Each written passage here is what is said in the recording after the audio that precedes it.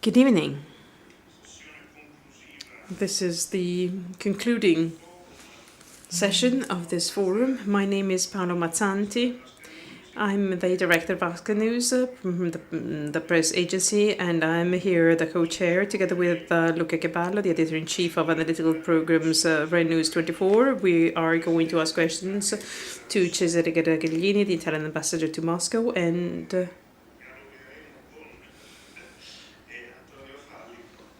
Antonio Fallico, the president of Banca Intesa Russia, and the living soul of our meeting. I'd like to ask a question to both of you.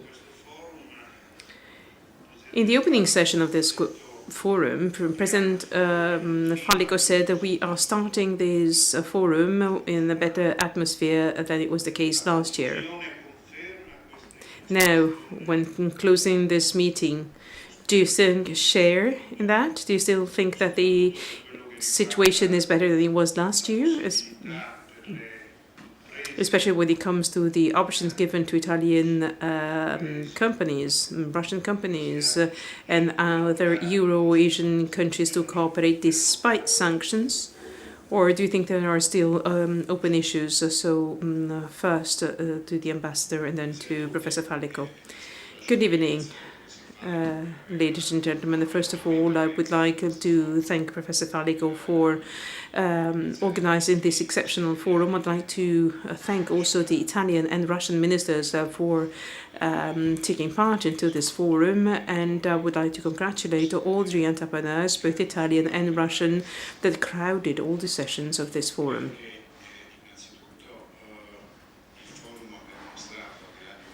I believe that first and foremost the forum has shown that there's a strong demand for dialogue, discussion and joint projects. The high level of the guests and delegates is evidence of that. Now, with reference to the criticalities, well, I believe that each time has a number of threats and opportunities alike. I think that we shouldn't be all too frightened by the concerns, but we have to grasp all the potential for improvement and all the opportunities. During the forum, a reference was made to sanctions over and over again. So I think we should away with this to start with, because this is certainly an important issue. So sanctions certainly very irritating, are very irritating, and are a sign of the irritation between the European Union and Russia, and vice versa, of course. Sanctions, in a way, create delays because entrepreneurs are in a way left to wait for them to be lifted. But sanctions are also a major challenge, because it is the whole framework of reference that changes. And now, not talking just as an ambassador, but as a member of the entrepreneurs, we have to look behind or over the present situation. The situation between Russia and Italy is such as to remind us all that Italian entrepreneurs have always looked at Russia as a huge opportunity.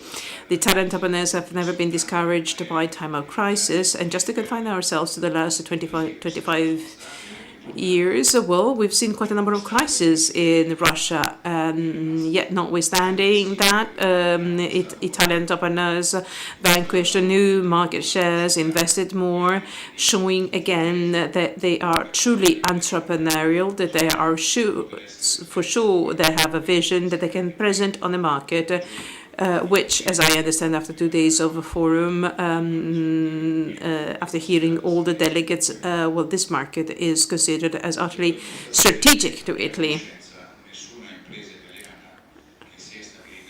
And as a matter of fact, to further evidence that, I know that no Italian entrepreneur ever going to Russia has come back. So this is not my own personal consideration, but is a fact.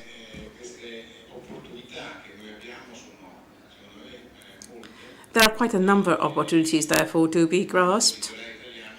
The Italian entrepreneurs, as often shown in the past, have to be bold and have to have a vision.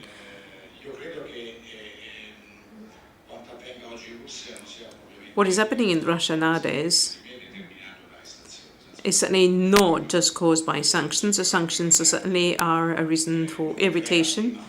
Sanctions certainly do not create a good environment for business, but on top of sanctions, there's the devaluation of the ruble, there's the reduction in the domestic demand, there's the reduction in the oil price, and the ruble, as a matter of fact, is directly correlated to that. So the basically this goes all towards the same direction.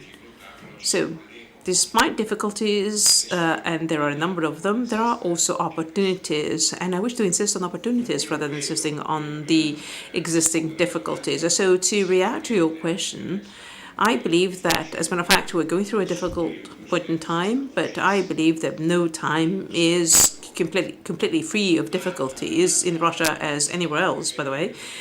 But still, Italian entrepreneurs are given the chance to be present on that market, to start industrial cooperation or to locate their manufacturing in Russia, drawing great advantages in a win-win situation, both for the Russia and for Italy. Now, I'm not going to take up all the time available because the whole thing started with making reference to a statement made by Professor Fallico. So I am really look forward to hearing what he has to say. So what are the opportunities ahead and what are the tools to take advantage of such opportunities? Thank you. Over to Professor Fallico.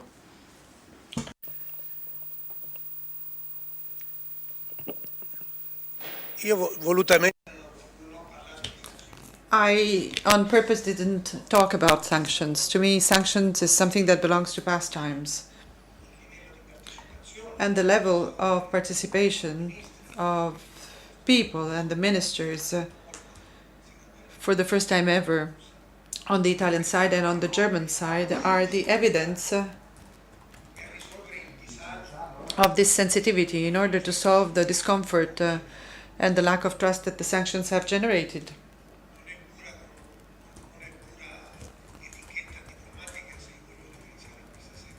And obviously, it is not just diplomatic etiquette. If I want to thank Professor and Ambassador Cesare Ragaglini, who was involved deeply in the organization of this forum, by just recalling at political level and having number 2 of the Italian political establishment, the Minister for the Economic Development, today here with us. I believe that this, to me, is the most important signal. It's important to remove the lack of financial trust. The sanctions were hitting hard the agro-food sector, which is heavily affecting our own trade balance, which is not going past the 600 or 700 million euros anyway. If we account and consider the exports, the wine exports, which are now positive. So as far as the export situation, we also are suffering from the devaluation of ruble. We are seeing all this, and it's also envisaging a peculiar fact, because the lack of trust was displacing companies, was making them uncertain. Many companies, notwithstanding the many economic difficulties, wouldn't want to run the risk of investing in Russia and of facing important orders because of the lack of this trust. Yes, I'd like to stay with this sanction theme. If there is a characteristic in this Euro-Asian forum, is exactly this one. The ministers intervened. They all declared themselves committed in favoring the dialogue between Russia and Professor Ragaglini. Are there any concrete examples that could allow us to say that sanctions belong to past times? Well, obviously, Professor Fallico is very much optimistic because sanctions are still part of today's reality. From the psychological point of view, we may want to leave all this behind us in order to sort of work through it. But to me, it's hard, if not impossible, to envisage whether the sanctions are going to be rejected or are going to be lifted. It's hard to make any such forecasts with respect to the economic situation especially. But having said that, as you probably know, sanctions stem out from the Ukrainian crisis. Now, skipping all of the steps that have led to this crisis, a crisis that was not needed by anyone in the very heart of Europe, I would like to say that we have a Minsk agreement that was signed by the parties in the month of February this year, with some fatigue, especially at the beginning, for those who started implementing it. But nowadays I believe that we could also say that this sort of ceasefire allowed us to see that the weapons were no longer used on the front line, and they started discussing about the political aspect, which is the hardest one, which is the review of constitution, the autonomy on regional autonomies, the elections, administrative elections, the amnesty law, and all of these aspects are very delicate aspects indeed, that will entail on the side of the European Union on the one side, and on the other side, on the side of Russia, constant monitoring of the actions in the Kiev area, but in the Donbass region, so as to have the full implementation of these actions.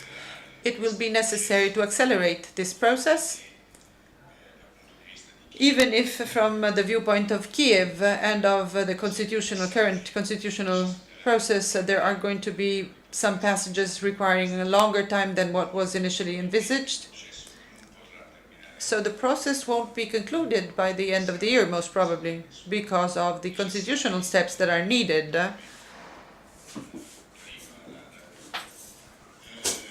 at the level of the Ukrainian parliament, known as the Rada. From my Moscow observatory, what I saw was a higher inclination on everyone's side to influence positively this ongoing process. I believe that everyone realizes that there have been severe and very grave mistakes that were made in the year 2013 and again in the year 2014. I believe that it is not a primary interest for Europe nor for Russia as such a conflict characterized situation. It is not even in the interest of the European Union nor of the Federation not to have deep relations, which are very much necessary to both counterparts.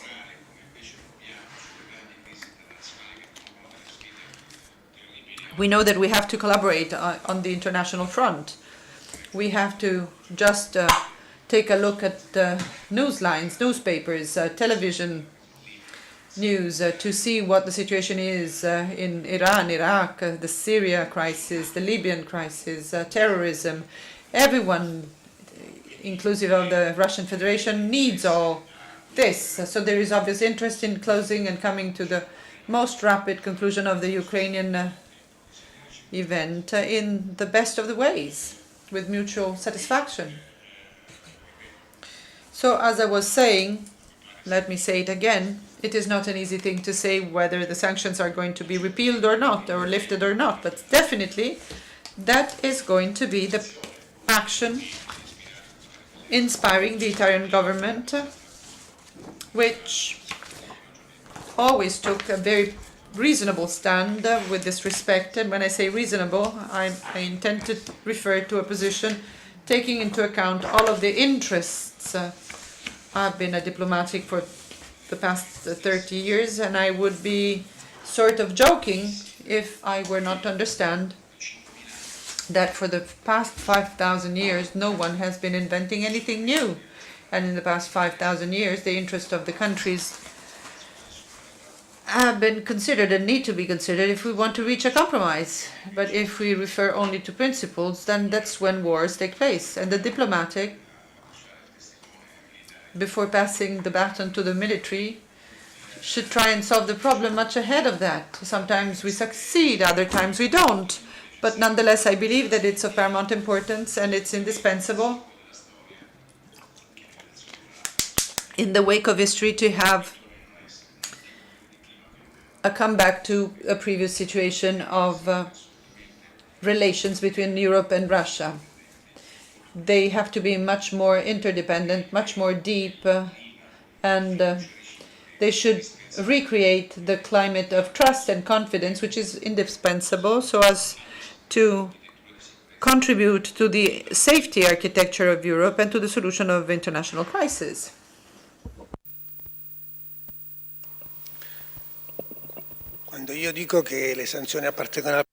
When I say the sanctions belong to the past, I'm not obviously expecting them to be raised just tomorrow, but I believe the sanctions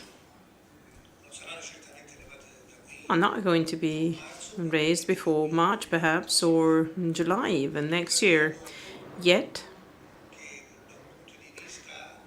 I believe that from a geopolitical point of view, there's an easing of tensions in our relationship with Russia. Now, I'm not going to be political in my comments,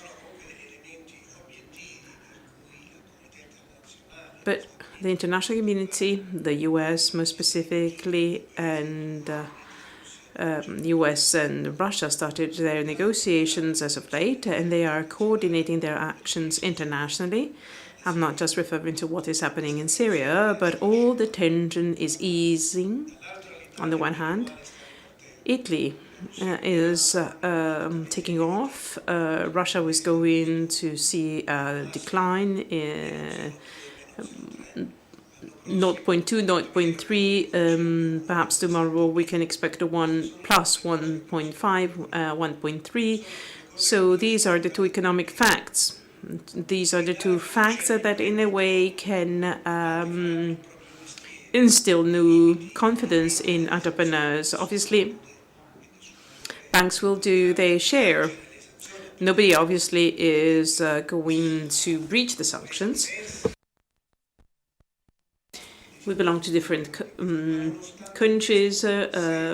We are definitely affiliated, but if Italian entrepreneurs feel bolder, well, there's huge scope for cooperation. No, I don't wish to be rhetorical, but there's our forum, Rosneft, Novatec, and Gazprom, that are already discussing with their Italian counterparts about a contract exceeding 10-12 billion euro. And we've lost the 7 to 8 billion euro this year. So I believe we have to be more pragmatic. I think that enterprises should be more pragmatic. So the sanctions are there. We can live with that. I think that despite sanctions, there are still good opportunities to be grasped. So not only do we have to think about the export of machines or products, but we can think about delocating the production in Russia and in other Eurasian countries where there's a large market of consumers. So this is my hope. The forum is there to be a bridge. When the sanctions are lifted, we wouldn't even be so necessary.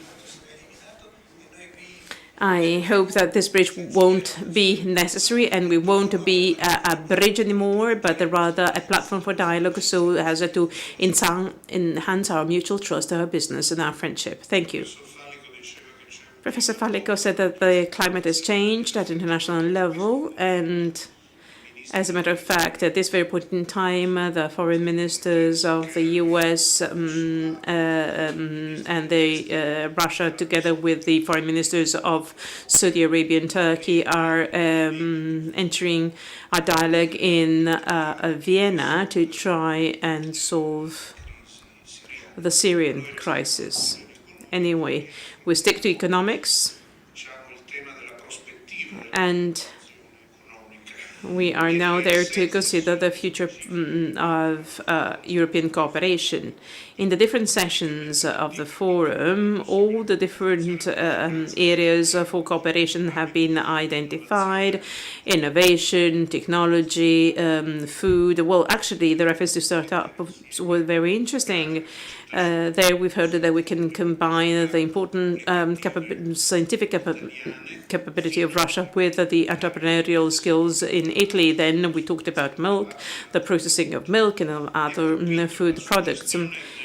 I was very interested by what the Member of Parliament De Castro said when he referred to the possibility of developing even a free trade agreement area between the European Union and the Eurasian Economic Union, which basically refers to the difficulty of the relationship with Brussels. So he referred to that as a way to try and avoid that Russia just looks eastward for their future prospects. So where do you think there are most room for cooperation between Italy and Russia? And this is a question again both for the ambassador and for Professor Fallico.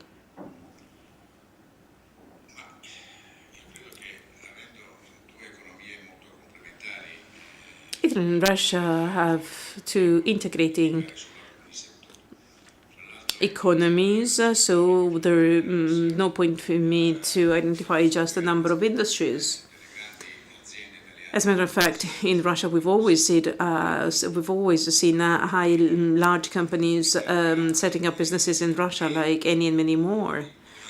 And then there has also been a strong presence of SMEs, and these are very important for our internationalization, for our productive system, and that they will prove to be as important also for the Russians. In Russia, they used to have just heavy industry, large conglomerates and corporations with very little SMEs. So certainly there's a great room for cooperation between Italian and Russian. So I've been a diplomat for some 30 years. I got to know thousands of Italian entrepreneurs. And unfortunately, throughout my career, I haven't seen the important step forward being made on one specific aspect, which I deem very important. Italian SMEs oftentimes refer to their neighbors as if they were their competitors. Well, this is just not so, and hasn't been so for a while. Your competitors are in France, in China, in Germany. So you don't have to be jealous or short-sighted. You have to be part of a network. So networking is very important. There was a time when we used to say that we have to be members of a same team, but you have to consider also cultural issues and the capability to penetrate new markets with synergistic approach. Another aspect that has been quite forgotten and has been the following. All too often enterprises go to the embassy when they have a problem. But they don't do so at the beginning when they start off. There's an Italian politician, President Andreotti, who used today, when he talked about inflation in Germany, he said, well, they had Weimar, so when you had a fire at home, they don't want even a match light in their homes. If it is true that certain companies had negative experience with the embassies, which can happen, of course, because the statistic is happens, as everything might happen, this doesn't mean that all embassies aren't at the level with the supporting support and counsel. or advice to enterprises. As a matter of fact, I believe that most embassies are certainly at a level with providing support and aiding companies. I'm very sorry when I see that companies do not address themselves to the embassy unless they have big problems. So sometimes they come to us and we didn't even know that they were present in the country because they never came to us when they started off their business in a certain country. So in Russia, there are 2 general consulates, there's an embassy, there are 7 honorary consuls. There's also a very good director at the Italian Foreign Trade Institute. There are 8 banks, there's SACE. So there's a true network. We hold regular meetings with the members of the different institutions, and obviously there's also the Chamber of Commerce that I haven't noticed, that I haven't referred to, and then there are other entrepreneurs with whom we interact on very frequently. So again, there's a very solid network there.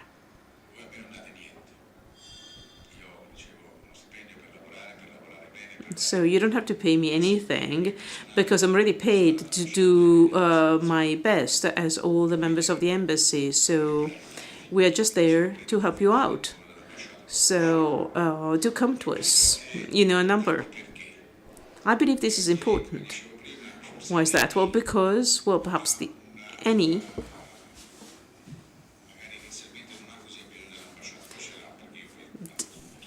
doesn't need the embassy. Well, I talk with a CEO, they do have problems anyway, so even large-sized companies do have problems. And once again, the embassy can provide some support, sometimes even can lead to a solution to problems. But what I'm saying is why do not refer to us when you want to know about human resources, when you want to know about market features, when you want to penetrate the market, especially if you're an SME. So the embassy is there with all the other network of institutions, and we are there to help you out. We can share with you our knowledge. We can show you resources, contacts that might enable you to fill the gap that you might have vis-a-vis the German or the French that have a better consolidated system. So we try to do our best, and Professor Falico was also referring to the fact that banks do their job. Well, I insist very often with himself as well, and with others even more so, that banks play a very important role when it comes to SMEs. Not just because they provide loans, but also because they can provide advice and knowledge on the local market, even helping for the matchmaking with other companies because they know things that the SME doesn't know. So again, it is in your own interest that you should address all the institutions in Moscow. And if you're not happy with it, too bad. Obviously, I'm sure that the support is going to be given out to you, that Italian institutions in Moscow can provide great help. So as to enable you to make investments that can be vital for Italian companies, for your very survival.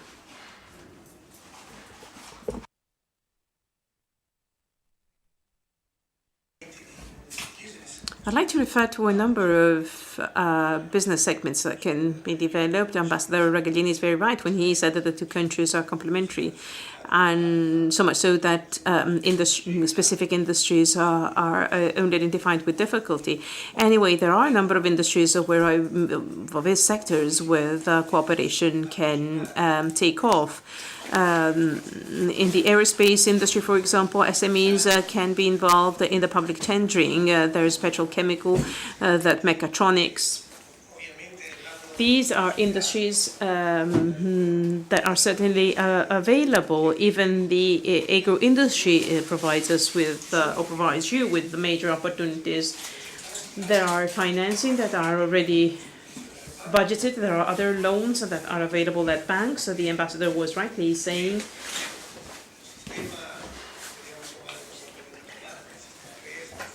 that the country and its institution are very effective. We all need the embassy, not just the political level. Oftentimes we need the embassy also to hear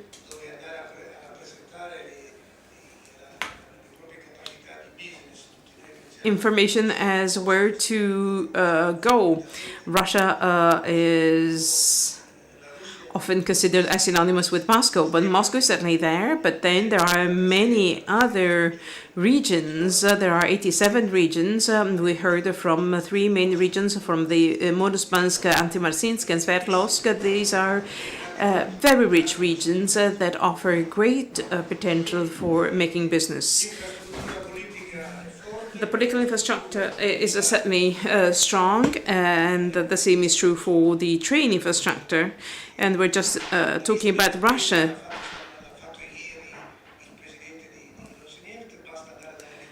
We've just have to look at the Mondays to be spent over the next 3 years, and you can find inspiration in looking at what is being spent by the large-sized companies.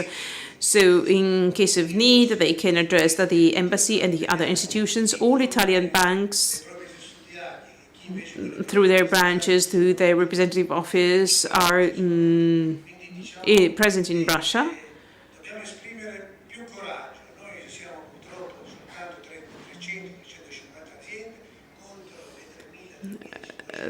There are 3,000 French industry, 6,000 German industry, and there are very few Italian enterprises. So this should ring the bell, because we should be bolder and enter into new partnerships so as to represent not just Made in Italy, but also the famous Made with Italy. Thank you.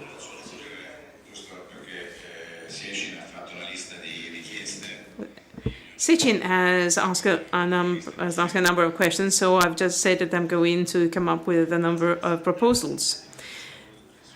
I believe we should close, and I'd try and summarize what was said. Now, referring to what we heard from the entrepreneurs, I understand that we're going through a difficult time.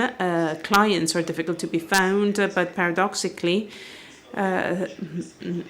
there's an environment which is more favorable to direct investment. Yes, I agree. At this point in time, Italian businesses who have a strategic vision, who have the potential, should indeed invest in Russia. The Italian embassy to Russia is already analyzing what are the regions where to invest, what are the industry where to invest, so as to contribute their added value. Then we'd like to ask in the Italian enterprises whether they're willing to invest in such industries. And then it'll be up to us to support those enterprises that have decided to invest, to provide support with federal authority, with regional authorities, so as to overcome potential obstacles and obtain those advantages that can be obtained both at the regional and at federal level for investors coming from abroad.